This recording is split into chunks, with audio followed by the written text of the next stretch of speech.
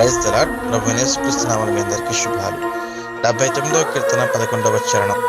చెరలోనున్న వారి నిట్టూర్పు నీ సన్నిధికి రానిమ్ము, నీ బాహుబల అతిశయమును చూపము, చావునకు విధింపబడిన వారిని కాపాడుము.